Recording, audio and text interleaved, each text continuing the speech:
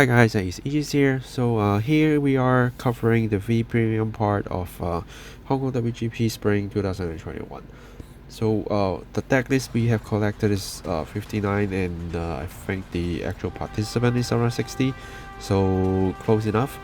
And let's quickly talk about the actual structure and stuff, and then we start to go about the distribution. Similar to the D standard one, but instead of 5 rounds of sweeps, we only have 4 rounds of sweeps and then cut into top 8 because we do have less players. 4 rounds is enough to identify the top cut. That's why we only have 4 rounds. And for the record, I do have record all 4 rounds, and then 1 top 8, 1 top 4, and the final. So again, you will be seeing those matches uploaded once I have processed them, and you can see how different deck actually plays out, and maybe it can be a good reference for you. Let's talk about the clan distribution. I will tell you the exact number I have right here, but only in clans, because we do have so many deck types. It's a little bit hard to actually process them all, but here we are. So we have 16 Bermuda, which is the highest population. We have 1 Band Dream, we have 3 Grand Blue, 5 Gear Chronicle, 2 Mega Colony, 3 Royals, 1 Nova, 6 Angel Feathers, 1 Narukami, 1 Murakumo, 4 Shadow Paladin, 2 Gold Paladin, 2 Numatama, 1 Neo Nectar, 2 Link Joker, 1 OTT Oracle Think Tank, 1 Aqua Force, 1 Dark Irregulars, 2 Dimension Police, 1 Tachikase, and 1 Kagero. So we do have 21 clans in total, so almost everything, which is good that we do see different clans at least get some love, but Bermuda is still the highest population. So maybe I can pick a little bit deck types that I see and I find interesting right here.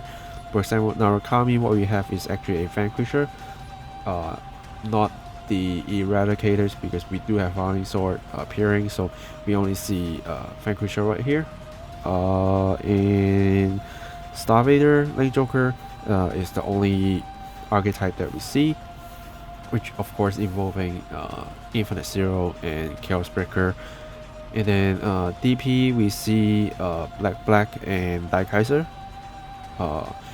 Kagero, we actually did see some different build, and you will see one on camera that I've recorded, which is a very interesting build, so do stay tuned for that. Bermuda, we as a highest population, we do have like a lot of Prism.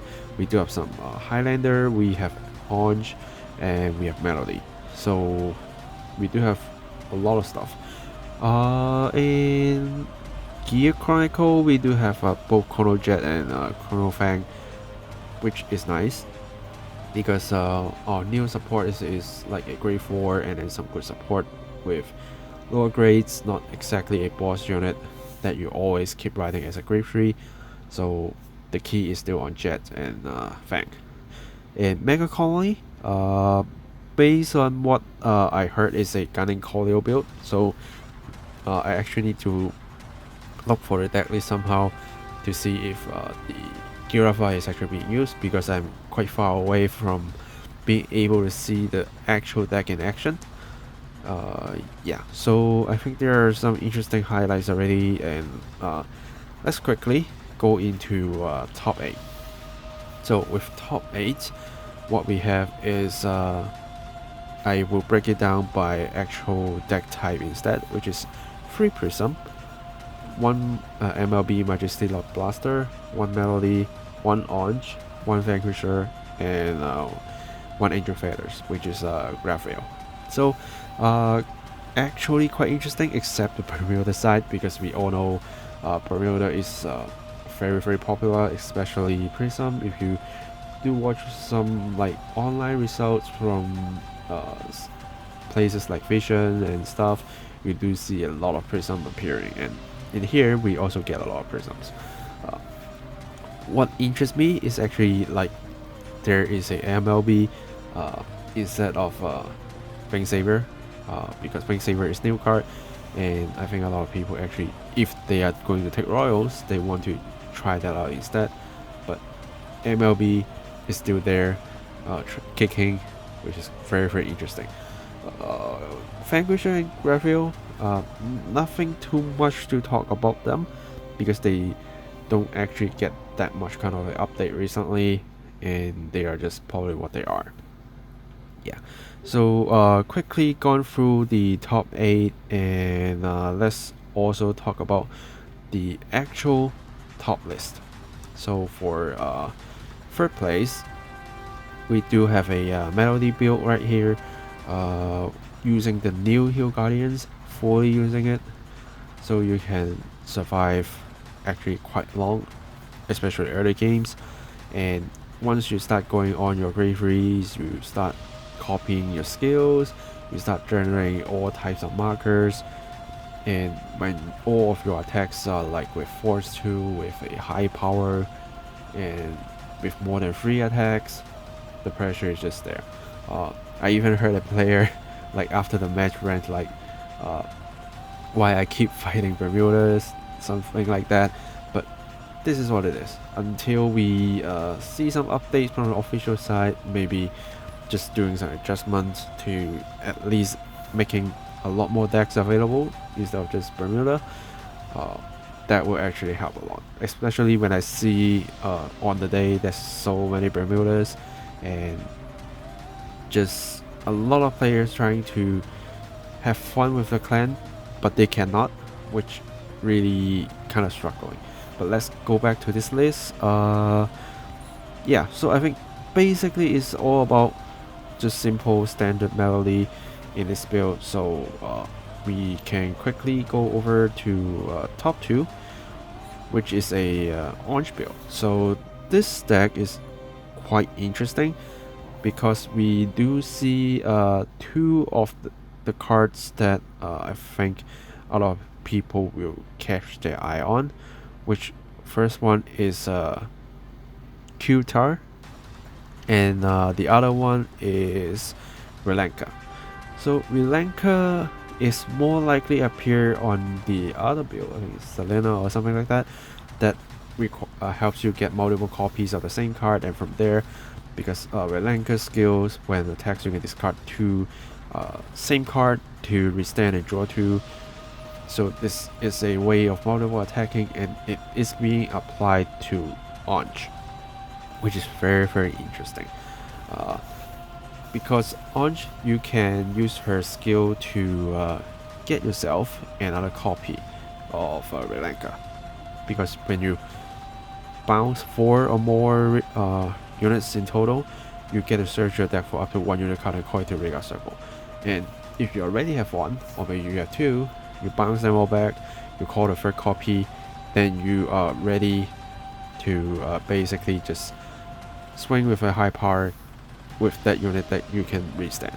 Because you do your Vanguard attack first, call the third Relenka, and apply all the triggers there, and you just put all your forces there, then that attack can be attacking 2 times with high power and a possible crit. And if you do look at the deck list, you can see it's actually quite Highlander build, except the key parts like the Grave Researcher, Aqua, Ellie, Relenka, Guitar, and then Orange. Except those, basically they are like 1 copy each. So the reason behind, I'm not the deck builder and I'm not like a Bermuda expert, but by seeing how this deck play through, is they do want to reduce the chances that they meet the same card. So when they use your guitar to call to like declare a card name, is easier to hit. And since you do want a lot of Aqua, you do want a lot of Ellie to use Ellie to defend yourself, and use Aqua to draw yourself more cards, even bounce back the guitar and Q-Tar. Sorry if I just say it wrong, but yeah, I think that's how it sounds. But yeah, to bounce her back and then call her again and declare another card name is possible, or even just find yourself another Relenka. Just searching for all these parts allows you to push for games, allows you to draw more cards to survive for games, draw yourself some parts, and then since the other parts is basically trigger that doesn't matter, or normal units that you only have one copy of, so you don't be afraid of seeing the same copy appearing. That's kind of a half guarantee search. And since you do review and just keep reviewing your deck, you can also kind of having a way to check what you have in your deck. But as a disadvantage, your opponents also see this, which orange is a better choice when you want to look through your deck, because when you bounce forward, you can just search for a whole deck for a unit. Yeah. So from there, you know what's left, and if you are very clever and remembering what you have in your deck, and then you just call your Qtar and just declare the card name, you are most likely going to hit. The only problem is if you do have multiples Aqua, multiples Graveyard Structure, and multiples LE in the deck, this will be a hard time for you to make the call. And if you call one and the other ones actually appears with 2 copies being revealed, then you pick nothing. But you still can use Aqua to bounce her back and do it again. And that's, I think, basically what I saw on how the deck runs. Just basic orange play, trying to play a lot of units, multiple attacking, attack with those first, and then use your orange to bounce all them back, and then call yourself a Relenka. Push all the force markers there, because your orange will be basically 23k, because her skill, when you bounce 3 or more, you get a give force, and if you bounce 2 or more, you get 10k for the turn, so it's always 23k. If you really want more force markers, you can place one there, but most likely you'll put on the side, focus there, trying to hit a trigger or so, because if you see right here, it's actually a quite standard 8 crit 4 draw 4 heals build, so you can actually wait, it's not, it's actually 9 crit, sorry, 9 crit, 3 draws and 4 heals, so the chances you hit crits is actually very high. And if you put them all to Relenka, and you do have extra 2 copies to drop to restand and attack again, and also allows you to draw 2 cards, to changing 2 Grave Freezy to probably something which you value to survive for the turn, that is going to be very, very crazy. And that's why this deck can actually go to top 2. Not only because Bermuda is strong, but they do have their own little spice right there, making the deck very, very strong. And now, which we go to the first place list, is a Prism mixing Lupina, mixing Orange, and also the engine that we just talked about, Ali, Aqua, and Kutar. Also fully utilizing the Hill Guardians. I don't think they worry about too much on the training case shield as long as they have Ellie. And the tactics is a little similar, but using Prism as the main engine, making it kind of more crazy in a different way. Because with Prisms, you get to search yourself some more Prism cards and you bind them away, and then you can use them to multiple attacks, because your Grave Free Prism will going to help you to call 2 more out and do at least 5 attacks per turn.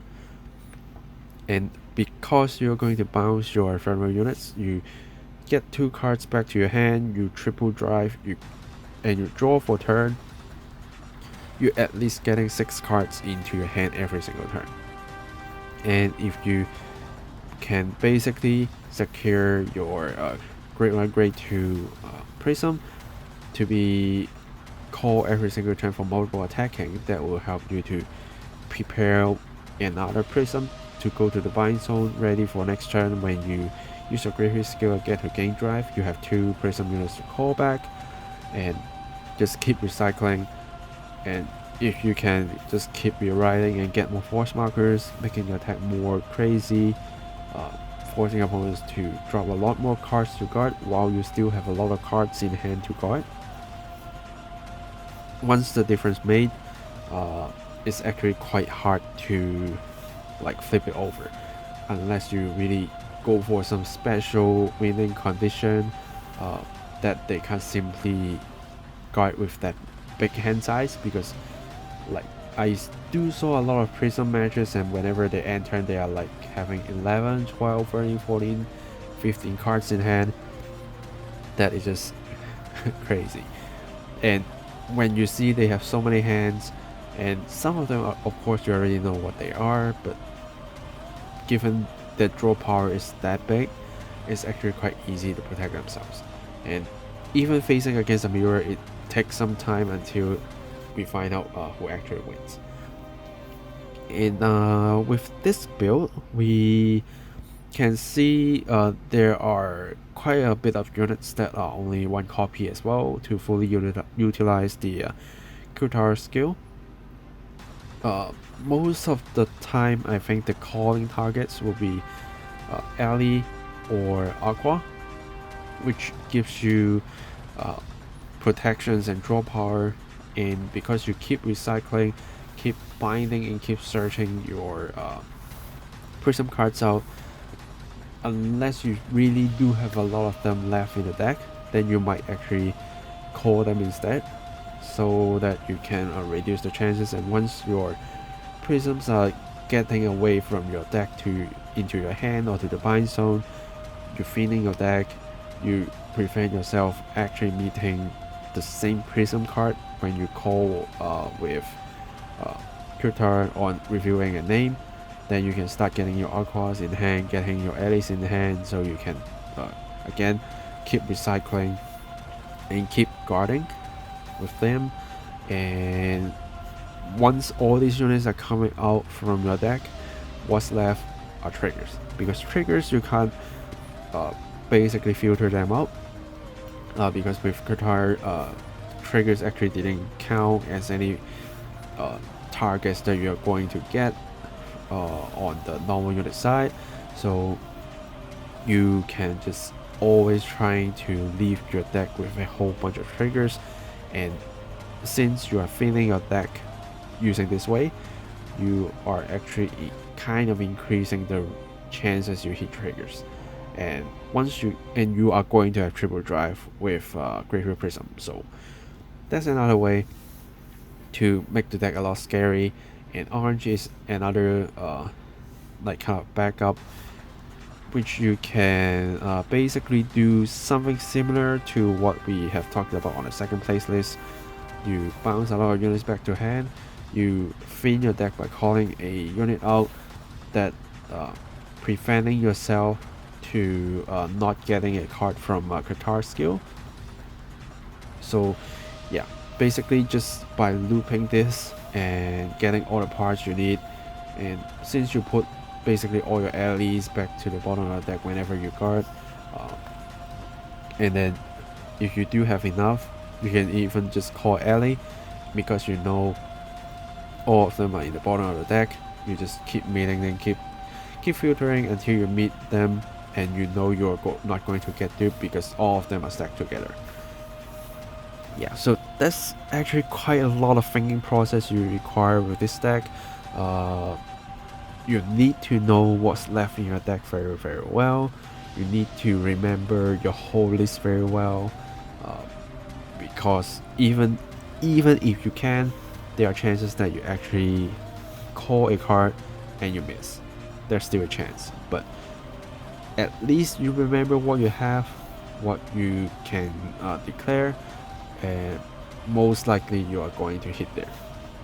But this is actually a very interesting way of building the deck, I think, because it's more likely a Highlander card, being used in Prism, I think it's kind of creativity. And the other single parts, I didn't actually see them in action that much. Maybe the starter grade 2 that help you soul charge or call another extra attacker, like Stessa that sometimes return grade 3s so that you can rewrite, or maybe just pick it up like guitar so you can just recycle again. Sisticle, the card that I hate the most, that can still be a 20k attacker, can stun units, can recycle grade 3s. Yeah, I think that's probably it, that what I can tell. Again, I'm not exactly the deck builder, so I can only tell you what I saw happening and what I think the deck is trying to achieve. Lastly, just quickly go through the trigger lineups. Instead of only 3 draws and 9 crits, this build actually running 8 crit, 4 draws and 4 heal guardians. Draws is quite important right here because it's a PG, and you do drive checks a lot, so even if you draw yourself into a PG, or even just made it as a draw trigger, get to your hand, that's going to help you a lot. And as long as you have a big hand, you don't need to always throw away your PG. You can actually throw away some other units like Ellie, just normal trigger stuff, and still be able to guard your opponent's attack and save PGs whenever you see some attacks that you basically can't easily block, like a very high number.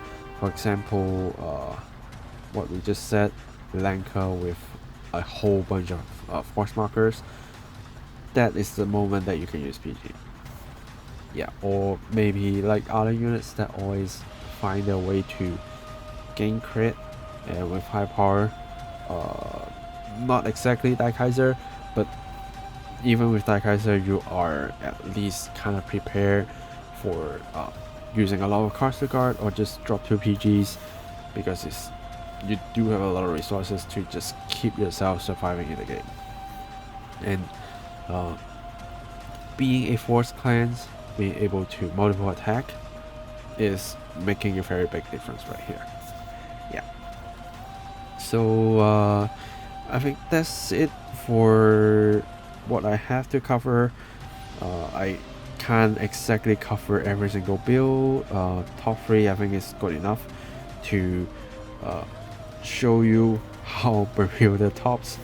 And just also a little thing to tell, the 4th place is also at Bermuda, so yeah, Bermuda actually take the top 4, which is very impressive. But at the same time, personal thoughts, I actually do want to see less Bermuda and more other clans trying to climb up,